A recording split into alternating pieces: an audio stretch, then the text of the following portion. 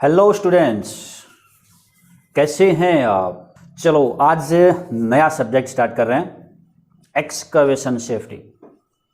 देखिए, वैसे तो कंस्ट्रक्शन सेफ्टी में ये सबसे इम्पोर्टेंट चैप्टर्स में से एक है और इम्पोर्टेंट में से एक होने के बावजूद खुद भी बहुत इम्पोर्टेंट है कि अगर हम रेफ़र करें कि किस सब्जेक्ट को सबसे ज़्यादा इम्पोर्टेंट रखा जाए तो एक्सकवेशन को सबसे ज़्यादा इम्पोर्टेंट चैप्टर में रखा जाता है कंस्ट्रक्शन सेफ्टी में। वो इसीलिए क्योंकि कोई भी कंस्ट्रक्शन प्रोजेक्ट, कोई भी किसी भी चीज़ का किसी प्रोजेक्ट, वो रोड प्रोजेक्ट हो, फ्लाईओवर हो, मेट्रो प्रोजेक्ट हो, वो टनल प्रोजेक्ट हो, पावर प्लांट बनाना हो, रिफाइनरी बनाना हो, स्टील प्लांट बनाना हो, कुछ भी करना हो कंस्ट्रक्शन अगर किसी भी चीज़ का, तो उसकी शुरुआत एक्सकवेशन से ही होती है। और एक्सकवेशन के बगैर कोई भी स्ट्रक्चर बिल्ड नहीं किया जाता, कोई भी स्ट्रक्चर खड़ा नहीं किया जाता।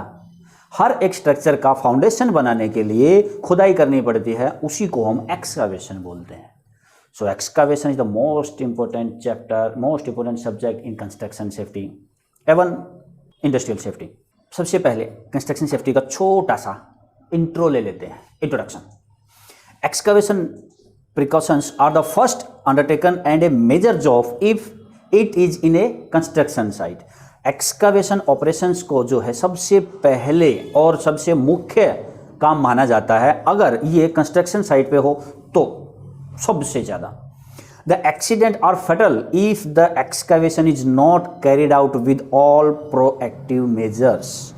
अगर एक्सकवेशन सभी सुरक्षित उपायों के साथ, सेफ्टी के मेजर्स के साथ, सेफ्टी के फंडामेंटल्स के साथ अगर ऑपरेट ना किया जाए तो एक्सीडेंट जो होता है वो फटल ही होता है। फटल एक्सीडेंट मीन्स खत्म।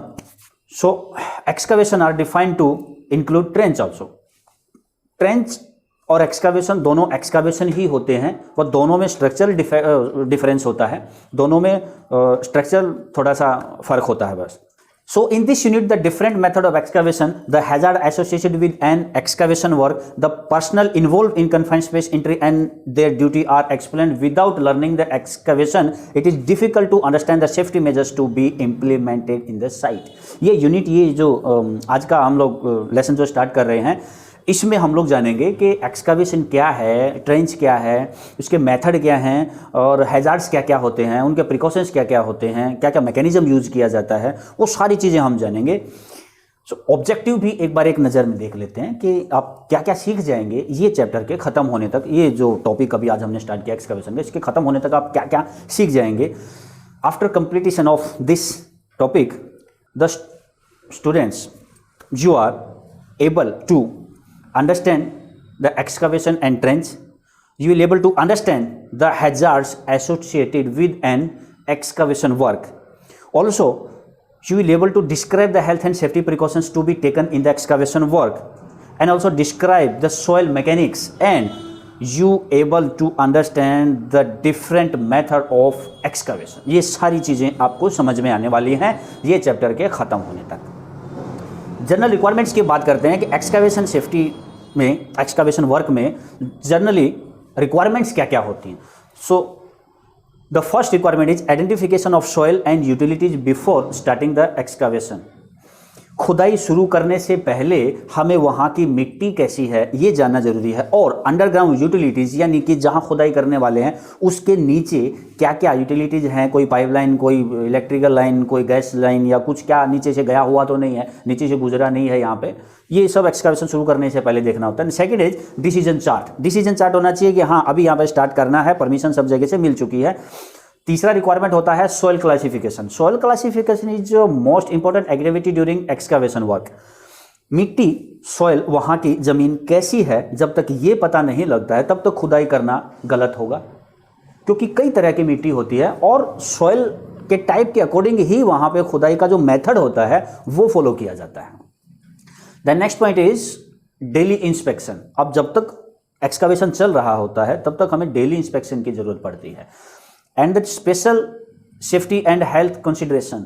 स्पेशल हेल्थ एंड सेफ्टी के क्या क्या वहाँ पे मेजर्स लगाए जाने हैं, क्या क्या वहाँ पे सेफ्टी के रेगुलेशंस या वर्क परमिट या क्या क्या हमें फॉलो करना है वो चीज़ें। उसके अलावा प्रोएक्टिव सिस्टम्स, खुदाई करते टाइम बचाव के लिए, सुरक्षा के लिए क्या क्या सिस्टम्स वहाँ इस्तेमाल किए जाते हैं, क्या क्या सिस्टम्स बनाए जाते हैं, क्या क्या सिस्टम लागू किए जाते हैं, ये भी रिक्वायरमेंट है। तो अब आते हैं डेफिनेशंस। एक्सकावेशन के अंदर कुछ एक ऐसे शब्द, कुछ ऐसे वर्ड होते हैं जिनका मतलब जानना जरूरी है हमारे लिए। तो डेफिनेशंस में सबसे पहले एक्सकावेशन की डेफिनेशन है, what is an excavation? An excavation is an any man made cut, cavity, trench और डिप्रेशन इन एन अर्थ। जमीन में इंसान के द्वारा किया गया कोई भी कट, खुदाई, गड्ढा, कुछ भी एक्सकावेशन कहलाता है। यानी कि एक खाली जमीन पड़ी है, वहां पे जाके हम खुदाल से या मशीन से या कैसे भी अगर कुछ मिट्टी निकाल के एक जगह से दूसरी जगह ले जाते हैं, या जमीन में कोई कट बना देते हैं, या कैसे भी किसी भी प्रकार से वहां की जो धरातल है, जो जमीन है, जो सरफेस है, उसको डिस्टर्ब करते हैं किसी तरह से और उसके अंदर एक कटाव बना देते हैं, तो वो एक्सकावेशन या हिंदी में खुदाई कहलाता है, खुदाई का कार्य कहलाता है। ठीक है भाई।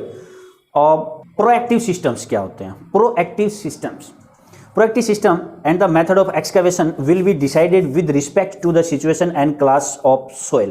प्रोएक्टिव सिस्टम बचाव के उस प्रणाली को हम कहते हैं, सुरक्षा की उस प्रणाली को कहते हैं जो मिट्टी के प्रकार को डिसाइड करने के बाद इस्तेमाल किया जाता है खुदाई के समय काम करने वाले लोगों की सुरक्षा के लिए।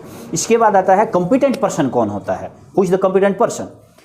Competent person is an individual who is capable of identifying existing and predictable hazards or working conditions that are hazardous or dangerous to employees. Competent person वो इंडिविजुअल आदमी होता है या कोई एक टीम होती है, खासकर टीम तो नहीं है, इंडिविजुअल आदमी ही होता है जिसे कॉम्पिटेंट पर्सन का तमगा दिया जाता है, जिसे कॉम्पिटेंट पर्सन बोला जाता है। और वो होता है एक्सपर्ट एक किसी भी स्पेशल एक्टिविटी के लिए, वो स्कैफोल्डिंग के लिए हो सकता है, वो टूल एंड टेकल्स के लिए हो सकता है, वो क्रेन सेफ्टी के लिए हो सकता है, वो एक्सकावेशन के अलावा और इलेक्ट्रिकल वर्क के लिए भी हो सकता है। कॉम्पिटेंट पर्सन के किसी भी एक फील्ड का एक्सपर्ट जो उसके अंदर होने वाले खतरों को जानता है, पहचान लेता है और उनके सेफ्टी मेजर्स बता सकता है और लोगों को जिन चीज़ से खतरा होता है उनको आइडेंटिफाई करके वो हमारे सामने बताता है या रिपोर्ट देता है। उसके बाद आता है इंग्रेस एंड एग्रेस। क्या होता है? Ingress and egress means entry and exit, entry and exit respectively. In trenching और excavation operations they refer to the provision to safe means of employees to enter or exit an excavation and trench. Ingress एग्रेस का मतलब कि एक excavation या trench जहां पे खोदी हुई है, काम चल रहा है, वहां पे काम करने वालों का, एम्प्लॉयज का, वर्कर्स का एंट्री और उनका बाहर आने का रास्ता एग्जिट, इसी को हम इंग्रेस और एग्रेस बोलते हैं। अब एक और वर्ड आता है hazardous atmosphere. Hazardous atmosphere is an atmosphere that by reason of being explosive, flammable, poisonous, corrosive, oxidizing, irritating, oxygen deficient, toxic or otherwise harmful may cause health illness or injury to person exposed to it. ठीक से सांस नहीं ले पाना, मिट्टी के नीचे दब जाना, फ्लेमेबिलिटी होना, एक्सप्लोजन होना, सांस ना ले पाना, जहरीली गैसें होना या वहाँ का वातावरण सुरक्षा के नज़रिए से ठीक ना होना, ये सारी चीज़ों का इफेक्ट जब किसी पे भी पड़ता है तो उसे हम हैजार्डियस एटमॉस्फेयर कहते हैं। यानी कि वहाँ का वातावरण खतरनाक है, खतरों से भरा हुआ है, किसी न किसी प्रकार से वो किसी भी काम करने वाले को, वहाँ जो काम कर रहे हैं उन्हें इफेक्ट करेगा, डायरेक्टली और इनडायरेक्टली। इसके बाद ट्रेंच क्या होता है? एक्सकैवेशन आप जान गए हैं। अब ट्रेंच क्या होता है? Trench is a narrow excavation. Simply trench is a narrow excavation. एक बार पहले भी एक क्लास में मैं बता चुका हूं। देखिए, एक्सकैवेशन का मतलब है कि जो चौड़ाई में ज़्यादा होगा, जो हम खुदाई करते हैं वो चौड़ाई में ज़्यादा होगी और गहरा कम होगा तो उसे हम एक्सकैवेशन बोलेंगे।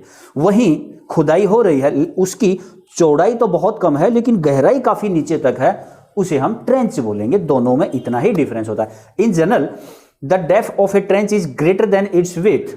नॉर्मली क्या होता है, उसकी चौड़ाई से उसकी गहराई ज्यादा होती है हमेशा। And the width is not greater than 15 feet 4.5 metre. जो चौड़ाई होती है वो 15 फीट से ज़्यादा नहीं होती है। अगर 15 फीट से ज़्यादा किसी भी एक्सकैवेशन की चौड़ाई हो गई है तो फिर उसको बेशक से 15 की बजाय 30 फीट या 35 फीट 40 फीट गहरा करें तब भी उसको ट्रेंच में कंसीडर नहीं करते हैं। 15 फीट से कम उसकी चौड़ाई हो और गहरा उससे 2 गुना 3 गुना हो तो उसे हम ट्रेंच में कंसीडर कर लेते हैं। तो चलिए ज़्यादा लंबा नहीं करेंगे, इसी के साथ ये फर्स्ट पार्ट एक्सकावेशन का यहीं खत्म करते हैं। सेकंड पार्ट में मिलते हैं बहुत जल्दी। Hazards associated with excavation work में खतरे क्या क्या होते हैं उसके साथ मिलेंगे जल्दी। तब तक के लिए कीप स्टडी।